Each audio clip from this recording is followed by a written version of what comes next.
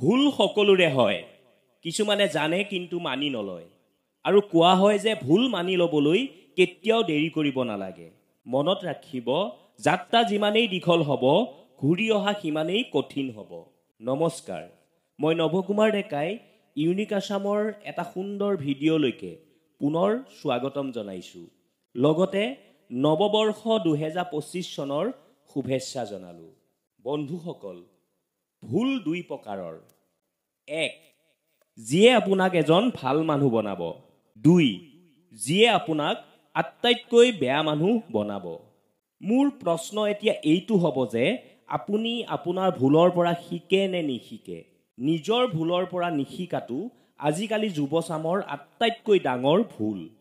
আজিৰ ভিডিঅ'টোত মই 5টা এনেকুৱা ভুলৰ বিষয়ে ক'বলৈ গৈ আছোঁ, যিকেইটা মানুহে কেইবাবছৰ ধৰি কৰি আছে, ফলত তেওঁলোকৰ ভয়ানক ক্ষতি হৈছে।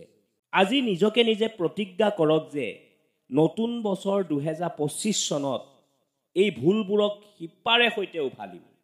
সেয়ে এই ভিডিঅ'টো শেষলৈকে মনোযোগেৰে চাব। যদি চেনেলটোত আপুনি নতুন, তেন্তে বেল আইকনটো দবাই দিয়ক, যাতে মোৰ আহি থকা ভিডিঅ'বিলাক আপোনাৰ ওচৰ চাপে। প্ৰথম ভুল, সকলোতকৈ ডাঙৰ ভুল যিটো আজি যুৱচামে কৰি আছে, সেইটো হ'ল তেওঁলোকে ভাবে স্কুল আৰু বিশ্ববিদ্যালয়ৰ অধ্যয়নেৰে তেওঁলোকে সফল হ'ব পাৰিব। তেওঁলোকৰ মাইণ্ডছেটটো এনেকুৱাই কৰা হৈছে যে এবাৰ যদি পঢ়া শেষ হয়, তেতিয়াহ'লে জীৱনত আৰু কেতিয়াও পঢ়িব নালাগে আৰু জীৱনটো ছেট হৈ যায়। কিন্তু মই আপোনালোকক ক'ব বিচাৰিছোঁ, জীৱনৰ আচল অধ্যয়ন পঢ়া শেষ হোৱাৰ পিছতহে আৰম্ভ হয়, য'ত আপুনি থিয়ৰীতকৈ বেছি প্ৰেক্টিকেল পঢ়ে। আমাৰ শিক্ষা বাস্তৱত সেইদিনাৰ পৰা আৰম্ভ হয় যিদিনা আমি স্কুল আৰু কলেজ বাদ দিওঁ। মই মোৰ জীৱনৰ ৰাস্তাত ধূলি খাই খাই যি শিকিছোঁ, এয়া মোক কোনো স্কুল আৰু কলেজে শিকোৱা নাই। ইয়াৰ অৰ্থ এইটো নহয় যে স্কুল আৰু কলেজত যোৱাটো বেয়া। মই এইটোহে কৈছোঁ যে বাস্তৱ পৃথিৱীখন ক্লাছৰুমৰ 4খন বেৰতকৈ বহুত বেলেগ হয়। বাস্তৱত সফল সেইসকল যিয়ে সদায় শিকে। স্কুল এৰা 20 বছৰ হোৱাৰ পিছতো যিয়ে পঢ়ে সিয়ে মহাৰাজা। লাগে তেওঁলোক বিল গেটছ হওক, লাগে এলন মাস্ক হওক, লাগে শ্বাহৰুখ খানেই হওক। এই সকলো লোক আজিও কিতাপৰ পোক। গতিকে আজিয়ে প্ৰতিজ্ঞা কৰক যে 2025 চনত আপুনি বহুত কিতাপ পঢ়িব, জ্ঞান বৃদ্ধি কৰিব। দ্বিতীয় ভুল, আজিকালি যুৱচামে অতি সহজে চেষ্টা এৰি দিয়ে। মনত ৰাখিব বন্ধুসকল, যিটো বস্তু বহুত কঠিন লাগে, সেইটো এৰি দিয়া বহুত সহজ। আপুনি যিটো কৰি আছে সেইটো এৰি দিয়াটো ভাল অপশ্যন কেতিয়াও হ'ব নোৱাৰে। কঠিন সময়ৰ লগত যুঁজ দিয়াটোৱে মানুহক শক্তিশালী আৰু সফল মানুহ বনায়। মনত ৰাখিব, গংগোত্ৰীৰ পৰা গংগা সাগৰত মৃতসকলেও পাৰ হ'ব পাৰে। ইয়াত কি মহানতা আছে? একেবাৰে সহজ। যিকোনো এটা মৃতদেহ গংগোত্ৰীত আনি উটুৱাই দিয়ক, পানীৰ সোঁতত গংগা সাগৰ পাবগৈ। কিন্তু শক্তি যদি দেখাব বিচাৰিছে, পানী সোঁতৰ বিপৰীতে সাঁতুৰিব লাগিব। আজি যুৱচামে এইটোকে কৰিব লাগিব। 2025 চনত মোৰ এই কথাকেইটা নোট কৰি ল'ব। যেতিয়া বস্তুবিলাক কঠিন হয়, তেতিয়া সহজ ৰাস্তা কেতিয়াও নিবিচাৰিব। তাতেই লাগি থাকিব। লাহে লাহে নিজকে এদিন দেখি আপুনি আচৰিত হৈ যাব। যেতিয়া আপুনি এটা কঠিন কাম কৰি থাকে, তাৰপিছত যেতিয়া সফল হ'ব, তাতকৈ সুন্দৰ অনুভৱ পৃথিৱীত একো নাই। সেয়ে সাহস নেহেৰুৱাব, যুঁজি থাকিব। 2025 বছৰটো যুঁজাৰু বছৰ হিচাপে বনাই ল'ব লাগিব। বেয়াতকৈ বেয়া পৰিস্থিতি আহিলেও যাতে হাৰ নামানে, এইটো মনতে প্ৰতিজ্ঞা কৰি কাম কৰি যাব লাগিব। আহক এতিয়া 3 নম্বৰৰ ভুলটোৰ কথা ক'বলৈ বিচাৰিছোঁ। বৰ্তমানৰ যুৱচামে পৰ্যাপ্ত গৱেষণা নকৰাকৈয়ে নিজকে বিনিয়োগ কৰে। বৰ্তমান সামাজিক মাধ্যমত চিকচিকীয়া সকলো বস্তুকে সোণৰ দৰে দেখিছে।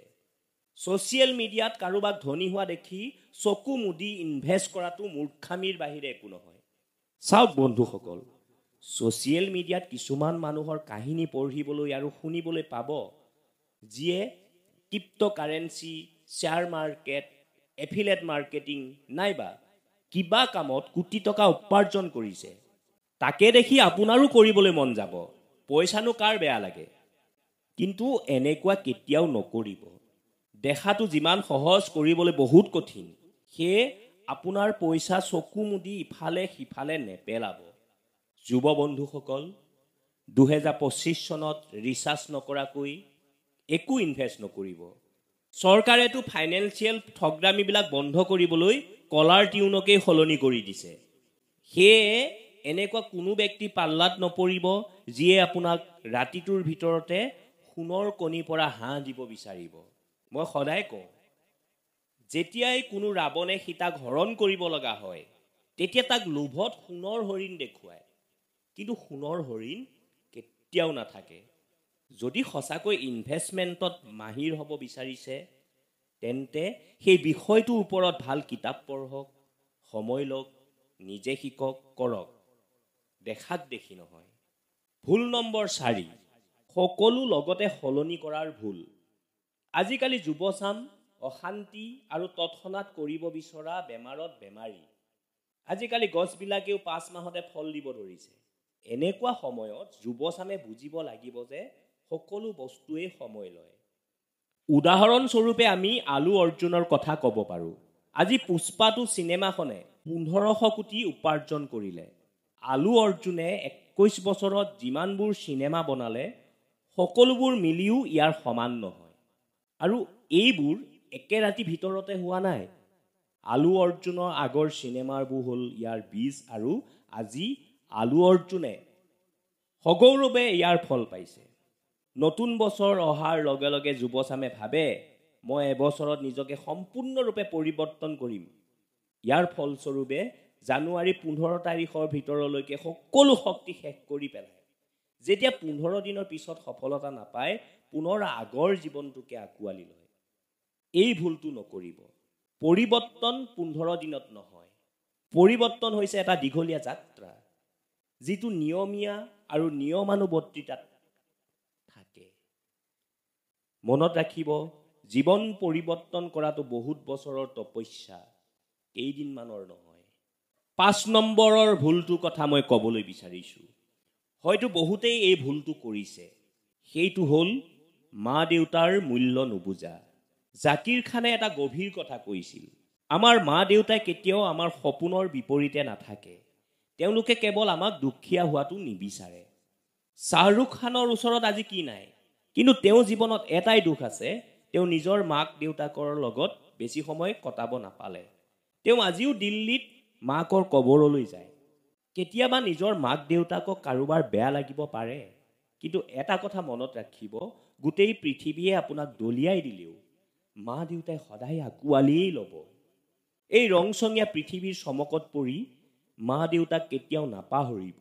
শেষত 2025 চনত যদি আটাইতকৈ বেছি সুখ দিম বুলি ভাবিছে, সেয়া যাতে মা দেউতাৰ বাহিৰে আন কোনো নহয়।